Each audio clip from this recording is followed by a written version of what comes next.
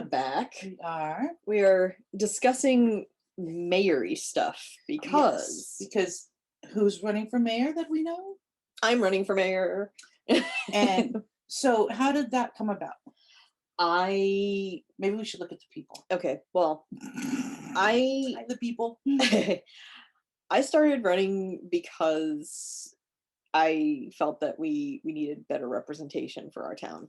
Okay. So that is why I started running. And what do? You just go to like the post office or whatever and you're like, I'm running for mayor. Not even that. Literally just put it out on Facebook and said, I'm running for mayor and write me in. And so there has been a social media campaign going on. So those that are friends with me have probably seen it all over the place. And in Pennsylvania, to run for an office, it's really weird because it's a set of buried directions on the state website.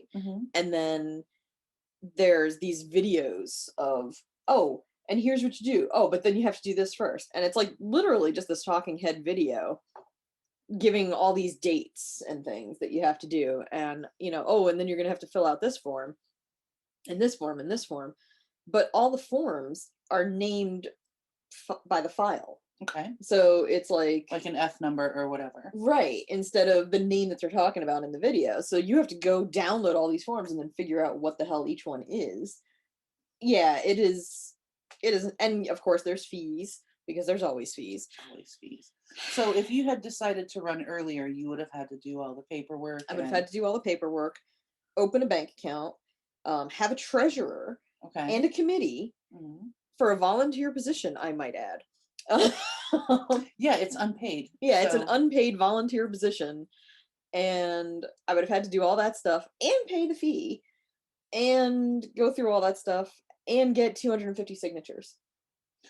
Whereas now to do write-in, you just have to have 10 signatures to write in. But unfortunately, the current mayor decided to post on her social media page like, hey Dems, why don't you write me in? That'd be a great swell thing. And so there have been a few people that did write her in. Because Suzi is, of course, running as a Democrat. I am running as a Democrat. The current mayor is a Republican, and she decided the night before, 2 nights before? The day before the election. To ask people to write her in as the Democrat candidate. Yeah, because there was no option for a Democrat candidate. So if she gets more signatures than Suzi, what happens? I get bumped. And she gets both nominations. Yes, which sounds sketch to me, but that's how the system works, unfortunately.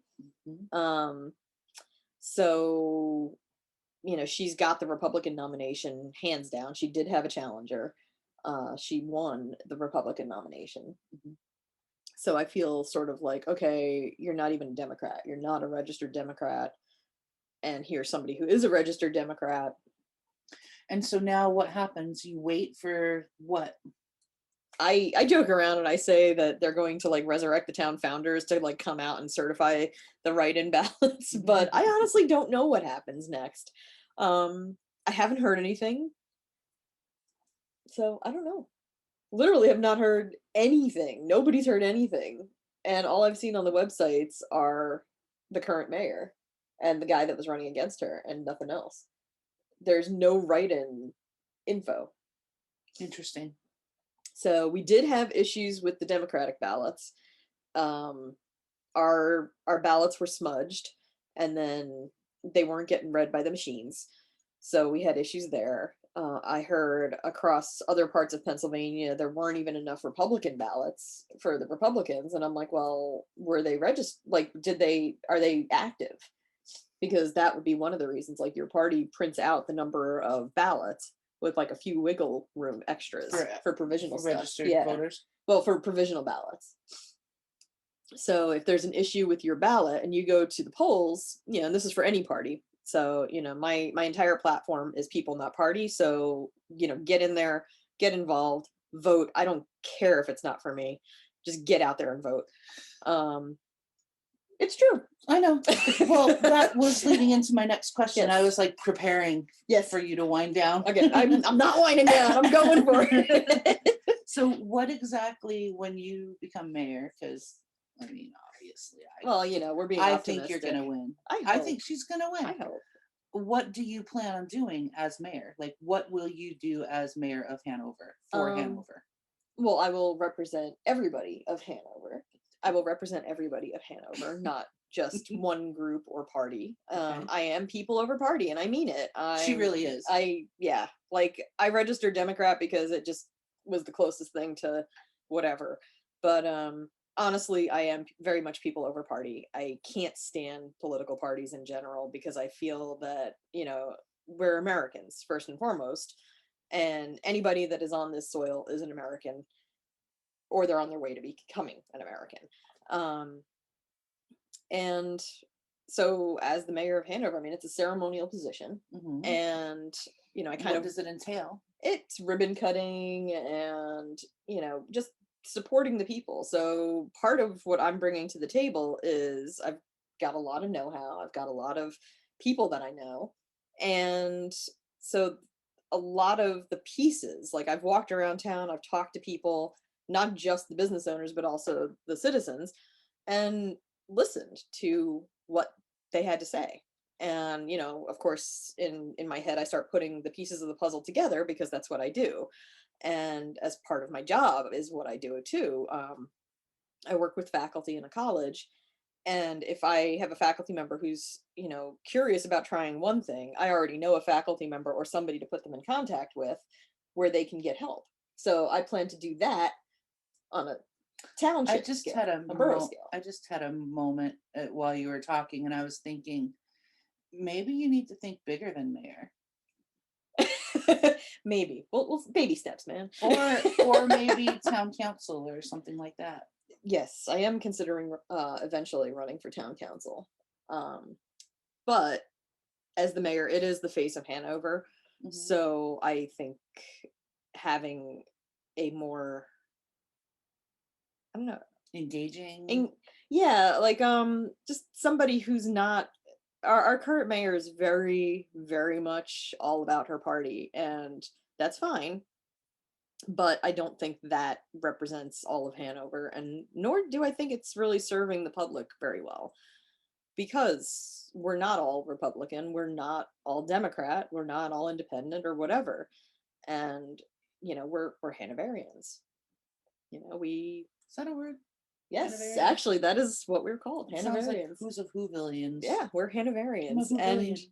we are the snack food capital. So now you know a little bit about me. I know a lot about you. You do know a lot about me. I know that she teaches the teachers how to teach. Sometimes. And she organizes classes, and I know that you have advanced degrees which enable you to really be able to help educate people and get them to Absolutely. That is actually figure things out for themselves rather than handing it to them. And that is one of the things, like, even if I don't get elected mayor, I am planning on doing community outreach type stuff where information literacy is huge and we do not have enough of it. So one of the things that I would love to do is actually get everybody together and say, here is how you figure out if your source for information is a viable source, and is it even trustworthy.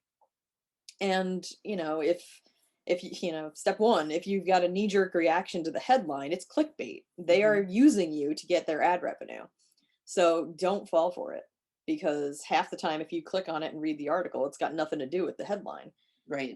It's just there to get a rise out of you, specifically to make them money. So they're playing you. Don't fall for it. So that is one of the things I would love to do, just in general, not even in a mayoral. Just on a worldwide scale, I Yeah. would love to see that happen. Yeah. It would.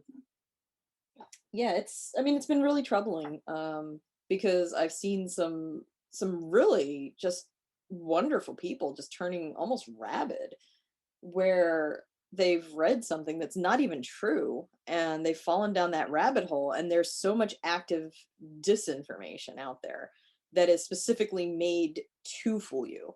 And it's good. I mean, some of Mhm. it, I had to dig deep to find the source of it. And when I found the source of it, it was not a good source at all. I mean, it was very much There, malignant. there are agencies like news agencies on both sides that are considered to be false, or they'll make up stories Mhm. and things like that, Yeah. and so they're not very trustworthy. And Mhm.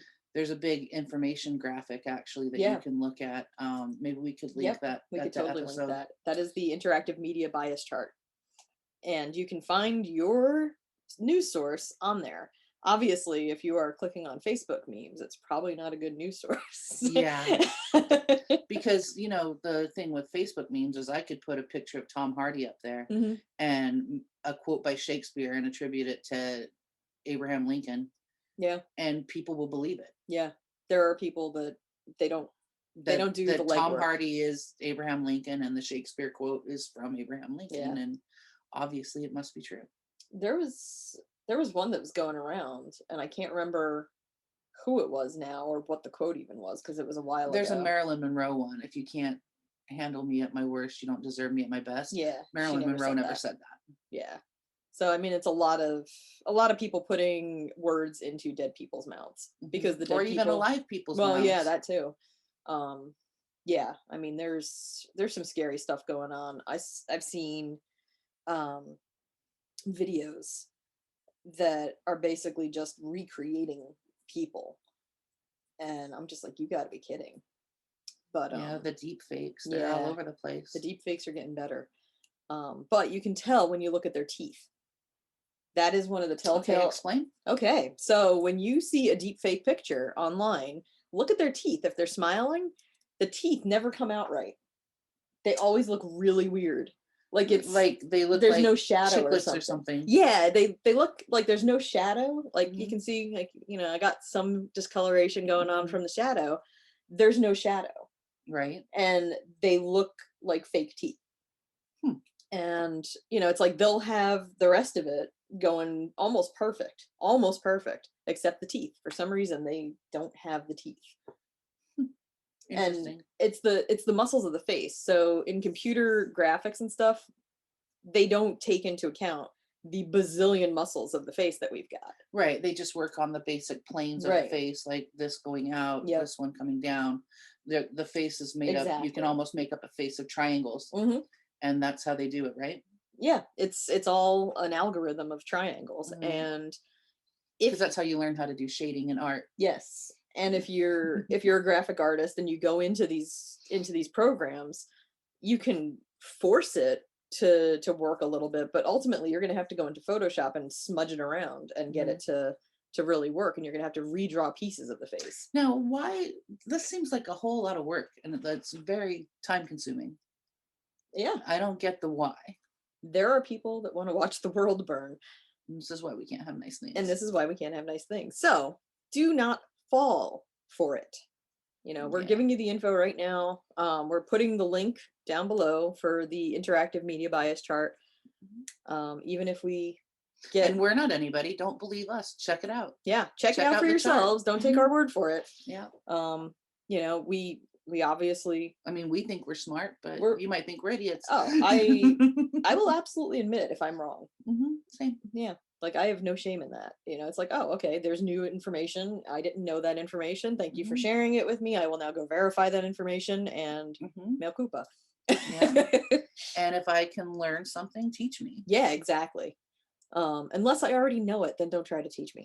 please. I said, no, I said, if I can learn something. Yes. People just If sometimes I ask assume. you to teach me, please teach me. Yes. Otherwise, Yes. yeah, Exactly. But there you it's a go. fine There's line. your PSA for the Yeah. for the evening.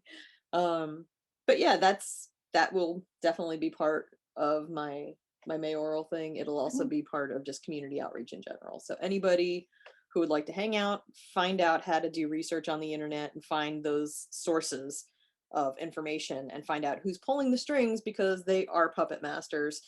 Um And you'd be surprised. what networks are considered to be Yep. people that make things up a lot. Yeah. Well, I mean, some of them I'm not surprised at all. We knew this. Well, um, They're not even considered news networks in some countries, in a lot yeah. of countries. Well, they've gone to court and said that no reasonable person would expect the Yeah. information to be accurate. Yeah. And yet, Unfortunately. Well, I mean, if you're if you're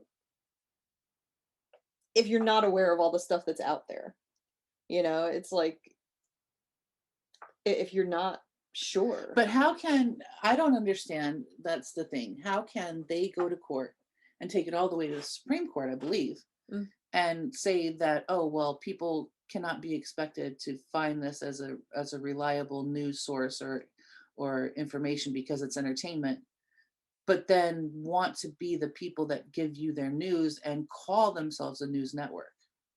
that's the problem. That's just the name. Yeah, that's Yeah. it's an issue. Yeah, the FDA would have a problem with But I that. don't understand the cognitive dissonance that allows people to still follow them blindly. Because it's part of brainwashing. You've got people who are sitting in doctors' offices and car mechanics and all these places where the TV's on and Fox News is on. And it's just, I was trying not to say the name. well, I mean, it's ubiquitous at this Yeah. point. I mean, I went to the bar and it was on. And I was just like, you gotta be kidding. But of all the places, and this is before 2020, but doctors' offices and stuff like that, they've all got it on, and you're not even aware that you're hearing it. Well, and what's interesting is they have this big hate boner for CNN. Hmm. Yeah. And CNN is not nearly as far over on the chart toward unreliable as they are. Yeah. But but yeah, I mean, it's ubiquitous. It's everywhere. It's on Mhm. every TV, out in public. And there's those knee-jerk reactions again that I was talking about. They are screaming at you. Well, isn't it interesting though? If I hear something, I have knee jerk reactions just like everyone else. Yep. If I hear something is from Fox News, I'm inclined not to believe it. Yeah, it's an instant deflate to my knee-jerk reaction. But typically when I get that knee-jerk reaction, I tend to stop and then take a breath and Walk then away from it for a minute. I step back and I'm like, let me click on the link. Yeah. Let me see. Well, first I look at the source. If it's an unreliable source, I don't even bother. But and I will argue. Yeah. But I will click on it and I'll read the article just to see like what's there and what it's actually saying. And half the time the article isn't even saying what the headline said. So it is all about ad revenue. And that is why they're doing it. They are making money on people getting upset, True. which sucks. Hmm. Yeah. So yeah, Mazinga for mayor. Yay.